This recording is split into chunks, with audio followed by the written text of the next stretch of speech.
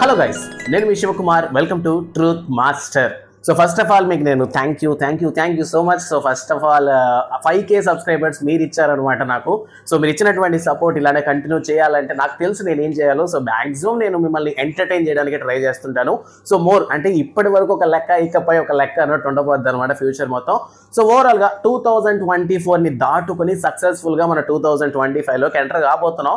So ఈ 2024 ఎవరికైనా సరే ఏదైనా చేదు జ్ఞాపకాలు మిగిలించాలంటే సంతోషకరమైనటువంటి మూమెంట్స్ మిగిలించిన వాళ్ళందరికీ కూడాను 2025 ఇంకా బెటర్గా ఉండాలని కోరుకుంటున్నాం. సో ఈ వీడియో యొక్క ప్రధాన ఉద్దేశం ఏంటంటే 2024లో మనం కొన్ని సినిమాల మీద ఒక ఎక్స్పెక్టేషన్స్ పెట్టుకొని ఉంటాం. సో మన ఎక్స్పెక్టేషన్స్కి రీచ్ అయినటువంటి ద బెస్ట్ మూవీస్ ఏంటి, మన ఎక్స్పెక్టేషన్స్ కంటే దారుణంగా ఉన్నటువంటి మూవీస్ ఏంటి. సో పర్టికులర్గా ఇది నా సైడ్ వర్షన్ అనమాట. సో నా ఒపీనియన్ ప్రకారం నాకు ఈ సినిమాలు కాస్త బెస్ట్గా అనిపించాయి, ఈ సినిమాలు కాస్త వర్స్ట్గా అనిపించిన అన్నటువంటి సినిమాని ఈ రోజు మన వీడియోలో తెలుసుకోబోతున్నాం. సో ఇంకెందుకు late, let's get in to the video.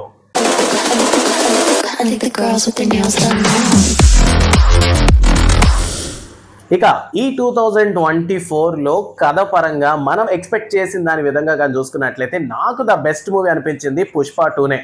ఎన్ని కాంట్రవర్సీలు నడిచినా సరే సినిమాలనే చూస్తాం కాబట్టి పుష్ప 2 సుకుమార్ డైరెక్షన్లో వచ్చినటువంటి ఈ పుష్ప 2 సినిమా మామూలుగా ఏమనుకుంటారంటే తెలుగు సినిమా ఇండస్ట్రీలో బేసికల్గా చూసుకున్నట్లయితే బిఫోర్ బాహుబలి ఏ సినిమాకైనా సరే సీక్వెల్ వచ్చిందంటే అది హిట్ అవ్వడం చాలా కష్టం. బట్ బాహుబలితో మనకి ఆ రికార్డ్ని బదులు కొట్టాడు అనమాట రాజమౌళి. సేమ్ అదే విధంగా ఆ లెవెల్ ఆఫ్ హిట్ని ఇచ్చినటువంటి డైరెక్టర్ అంటే మన సుకుమార్నే. సో ఓవరాల్గా Pushpa 2 cinema icon star Allu Arjun హీరోగా చేసినటువంటి ఈ సినిమా అయితే నాకు పిచ్చగా నచ్చింది. అంటే అనుకున్నటువంటి ఎక్స్పెక్టేషన్స్ కంటే కూడాను వావ్ ఇంత బాగుంది అని అనిపించినటువంటి సినిమానే పుష్ప 2 అనమాట. సో ఐ థింక్ మీలో కూడా చాలా మంది నచ్చుంటుంది. మేబీ ఇది ఇప్పటికీ కలెక్షన్స్ పరంగా దూసుకుపోతున్నప్పటికీ నార్త్ ఇండియాలో ఇంకా సినిమాని బాగా ఆదరిస్తున్నారు.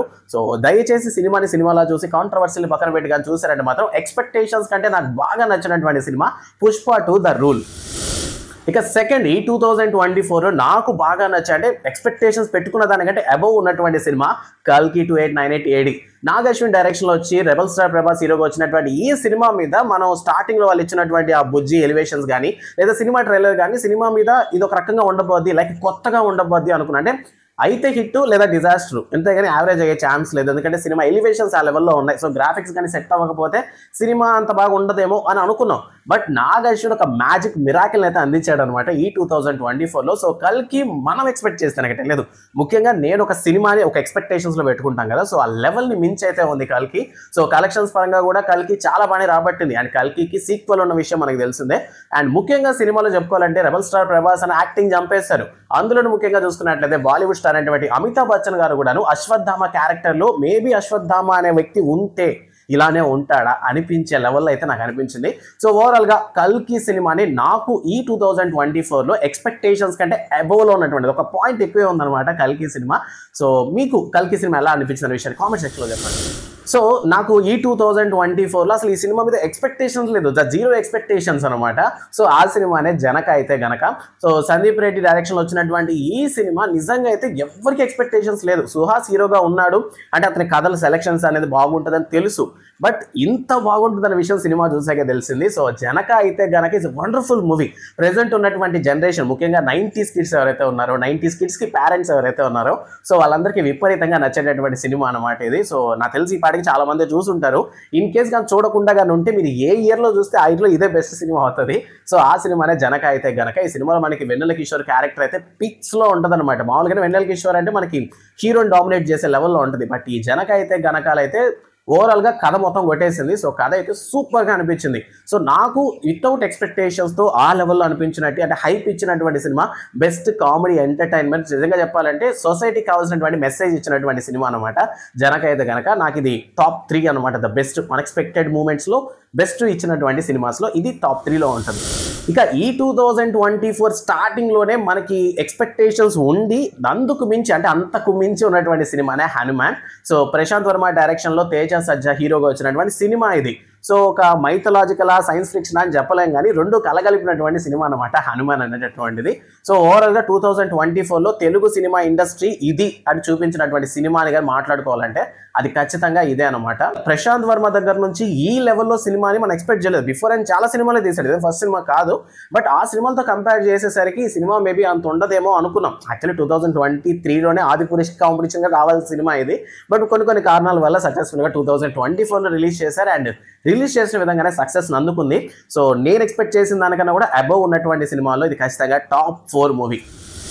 ఇక ఈ 2024లో ఎక్స్పెక్టేషన్స్కి మించి ఉన్నటువంటి సినిమాస్లో బాగుండేటటువంటి సినిమాలో టాప్ 5లో నాకు అనిపించినటువంటి సినిమా కిరణ్ అబ్బవరం హీరోగా వచ్చినటువంటి ఈ సినిమాలో ఇద్దరు డైరెక్టర్లు ఉన్నారనమాట, సుజిత్ అండ్ సందీప్.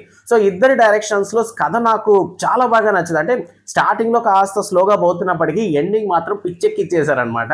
సో అనుకున్న దానికంటే ద బెస్ట్ అనిపించినటువంటి సినిమా. అంటే స్టార్టింగ్లో మనకి కిరణ్ అబ్బవరం గారు చెప్తానే ఉన్నారు, ఇన్ కేసు ఈ సినిమా కానీ హిట్ అవ్వకపోతే నీకు సినిమాలు చేయను మానేస్తానన్నారు. సో కాన్ఫిడెన్స్ చూశాక మనకి ఆ హీరో గుర్తొచ్చాడు. బట్ ఓవరాల్గా చెప్పిన విధంగానే కిరణ్ అబ్బవరం అయితే ఒక మంచి హిట్ని అయితే అందుకున్నాడు అనమాట ఈ 2024లో. So is the best movie. అంటే మనం ఎక్స్పెక్ట్ చేసిన దానికన్నా ఒక స్టెప్ ఎక్కువే ఉంది. సో స్టార్టింగ్లో బోర్గా ఉన్నప్పటికీ కథ పరంగా మనం ఊహించలేదన్నమాట. సో ఆ లెవెల్లో నాకు అనిపించింది. సో ఓవరాల్గా నాకు పర్సనల్గా బెస్ట్ మూవీస్ అనిపించినటువంటి సినిమాలు అయితే ఇవి ఈ 2024లో. ఇక నెక్స్ట్ కేటగిరీ ఎక్స్పెక్టేషన్స్కి తక్కువ ఉన్నటువంటి సినిమాస్ అనమాట. సో డిసప్పాయింట్ చేసినటువంటి మూవీస్ అంటారే. సో ఆ 5 మూవీస్ కానీ చూసుకున్నట్లయితే ఫస్ట్ మూవీ నాకు కనిపించేది, కాస్త మంది తిట్టుకోవచ్చేమో, ఫస్ట్ మూవీ అయితే దేవరానే. సో దేవరా సినిమాని నేను ఒక లెవెల్లో ఎక్స్పెక్ట్ చేశాను. యాక్చువల్లీ ఏమంటారు, ఆచార్యతో ఫ్లాప్ ఇచ్చినప్పటికీ కొరటాల యొక్క మార్కు మనకు తెలుసు. ఒక మిర్చి కావచ్చు, శ్రీమంతుడు కావచ్చు, జనతా గ్యారేజ్ కావచ్చు. సో ఆ లెవెల్ ఆఫ్ మనం ఎక్స్పెక్ట్ చేసాం. జనతా గ్యారేజ్ లాంటి హిట్ ఇచ్చినటువంటి కాంబోనే కదా. సో అందువల్ల ఈ సినిమా కాస్త వేరే లెవెల్లో ఉంటుంది అనుకుంటాం. బట్ సినిమా పరంగా కథ పరంగా ఎక్కడో కాస్త తగ్గింది. అంటే ఎన్టీఆర్ అనిరుద్ధ్ ఇచ్చినటువంటి మ్యూజికే సినిమాకి హైప్ అయినా కానీ కథ పరంగా పెద్దగా అంత అనిపించలేదు. నిజంగా చెప్పాలంటే నిజంగా డిసప్పాయింట్ అయ్యాను. ఫస్ట్ డే మూవీ చూసినప్పుడు కూడాను నా ఫీలింగ్ ఇదే అనమాట. అయ్యో ఏంటో అనుకున్న ఒక మ్యాజిక్ రాలేదే కొరటాల దగ్గర నుంచి అనిపించింది. సో కలెక్షన్స్ పరంగా వచ్చినప్పటికీ లేదా స్టార్డమ్ పరంగా సినిమా హిట్ అయినప్పటికీ అనుకున్న లెవెల్లో అయితే నాకు రీచ్ అవ్వలేదు. పర్సనల్లీ నా ఒపీనియన్ ఇది. నేను ఎక్స్పెక్ట్ చేసిన దానికన్నా కాస్త బిలోనే ఉన్నటువంటి సినిమా దేవరా. సో దీనికి సంబంధించి మీరు ఏం చెప్పాలనుకుంటారు ఆ విషయాన్ని మాకు కామెంట్ సెక్షన్లో చెప్పండి. ఇక సెకండ్ మూవీ వచ్చేసరికి విక్టరీ వెంకటేష్ హీరోగా ఒక యాక్షన్ డ్రామాగా వచ్చినటువంటి సినిమానే సైంధవ్. సో ఈ సినిమా మనకి జనవరిలో సంక్రాంతి కానుకగా రిలీజ్ అయ్యింది. సో ఆ టైంలో కాంపిటీషన్ ఉంది. ఒక పక్క మహేష్ బాబు గారి సినిమా, మరొక హనుమాన్ సినిమా ఉన్నప్పటికీ సైంధవ్ మీద ఎక్స్పెక్టేషన్స్ ఉన్నాయి. సో విక్టరీ వెంకటేష్ గారి దగ్గర నుంచి మనం ఒక మంచి ఫ్యామిలీ ఎంటర్టైనర్ అని అనుకున్నాం. బట్ శైలేష్ కొలని యొక్క హిట్ సిరీస్ మనం చూసిన తర్వాత కూడా అలా ఎక్స్పెక్ట్ చేయడం తప్పే. బట్ విక్టరీ వెంకటేష్ కదా సినిమాని కాస్త బెటర్మెంట్లో లాగుతారు. ఎందుకంటే దృశ్యం లాంటి సినిమా చూసాం వెంకటేష్ గారి దగ్గర నుంచి. సో అందువల్ల సైంధవ్ని కూడా ఆ లెవెల్లో ఎక్స్పెక్ట్ చేసాం, మంచి ట్విస్ట్లు ఏమైనా ఉంటాయేమో అని. బట్ సినిమా చాలా దారుణంగా అనిపించింది. అండ్ కొన్ని సీన్లు అయితే చాలా ప్రిడిక్ట్ చేసే విధంగా అనిపించాయి. సో ఇది నేను డిజాస్టర్ ఆఫ్ ఫ్లాప్ అని మాట్లాడలేదు కానీ డిసప్పాయింట్ చేసినటువంటి సినిమా అనమాట. నేను అనుకున్నటువంటి కథ లెవెల్లో అయితే సినిమా లేదు. సో అందువల్ల నాకు విక్టరీ వెంకటేష్ గారి సినిమా అనేదానికన్నా శైలేష్ కొలను దగ్గర నుంచి ఒక డిసప్పాయింటెడ్ మూవీ వచ్చింది ఈ 2024లో అని అనిపించింది. ఇక తక్కువ అంటే డిసప్పాయింట్ చేసినటువంటి సినిమాస్లో ద టాప్ 3లో ఉన్నటువంటి సినిమా డబుల్ స్మార్ట్. నిజం చెప్పండి, ఎవరైనా మీరైనా అనుకుంటారా డబుల్ స్మార్ట్ సినిమా ఫ్లాప్ అవుతుందని. సో ఇస్మార్ట్ శంకర్లో ఒక మాస్ ఎంటర్టైన్ అందించినటువంటి పూరి జగన్నాథ్ గారి దగ్గర నుంచి వచ్చినటువంటి సీక్వెల్ ఇది డబుల్ స్మార్ట్. సో పూరి దగ్గర నుంచి మనం డబుల్ ఎక్స్పెక్ట్ చేసాం. అంటే ఇస్మార్ట్ శంకర్ కంటే డబుల్ పిక్స్లో ఉంటుంది, హిట్ని కూడా ఆ లెవెల్లో అందుకుంటుంది, కలెక్షన్స్ పరంగా కూడా కుమ్మేస్తుంది అనుకున్నాం. బట్ ఎందుకో లైగర్ తర్వాత మన పూరి మామకి ఏమైందో తెలియదు కానీ ఓవరాల్గా కాస్త తగ్గుతూనే వచ్చారు. సరే ఇస్మార్ట్ శంకర్తో డబుల్ స్మార్ట్ శంకర్తో మొత్తం మీద కాస్త పుంజుకుంటారేమో అనుకున్నాం కానీ సేమ్ సినిమానే కొన్ని సీన్లు మార్చి పెట్టారేమో అని అనిపించింది. సో చూసిన ప్రతి ఒక్కరి దగ్గర నుంచి ఇదే రెస్పాన్స్. సో చాలా మంది చెప్తున్నాడు, నేను మాక్సిమం జనాల మాటల కంటే కూడాను నాకేమనిపించింది అనేది ముఖ్యంగా వింటాను జెన్యూన్గా అనిపించడానికి. సో నాకు కూడా సేమ్ అదే ఫీలింగ్ అనమాట. అంటే సేమ్ డైలాగ్స్ సేమ్ వర్షన్ లాగా అనిపించింది. సినిమాలోనే చూడాలి, నేను అలానే చూశాను. సో కంటిన్యూవేషన్ ఎలా ఉందా అని కాస్త తేడాగానే అనిపించింది. అండ్ మాక్సిమం దాన్ని తీసి కాపీ కొట్టారు అనిపించింది. కాకపోతే ఇది లోకల్లో తీసారు, అది కాస్త నేషనల్ లెవెల్లో తీసుకెళ్లారు, అంతేగాని పెద్దగా తేడాలు అనిపించలేదు. అండ్ మ్యూజిక్ పరంగా కూడా మంచి హైప్ అయితే ఇవ్వలేదు. నాకు చాలా డిసప్పాయింటెడ్ అనిపించినటువంటి సినిమా. ఎక్స్పెక్టేషన్స్ పెట్టుకోవడం వల్లేమో సో మొత్తం మీద డిసప్పాయింటెడ్గా ఫీల్ అయ్యాను అనమాట ఈ ఇయర్ 2024లో డబుల్ స్మార్ట్కి సంబంధించి. ఇక డిసప్పాయింటెడ్ మూవీస్లో ద బెస్ట్ అంటే ఉన్న వాటిలో ద బెస్ట్ అనుకోవాల్సినటువంటి సినిమా అంటే అది ఇదే, mister Bachchan. Mass Maharaja Ravi Teja and Harish Shankar లాంటి డైరెక్టర్ కాంబోలో వచ్చినటువంటి మిస్టర్ బచ్చన్ మీద ఎవడైనా ఎక్స్పెక్టేషన్స్ పెట్టుకోకుండా ఉంటాడా? సో నేను కూడా అలానే పెట్టుకొని బాగా మోసపోయాను అనమాట థియేటర్కి వెళ్ళి. సో మిస్టర్ బచ్చన్ సినిమా కంటే ఇయర్లో మనకి మాస్ మహారాజా గారికి కూడా పెద్దగా హిట్స్ లేవు.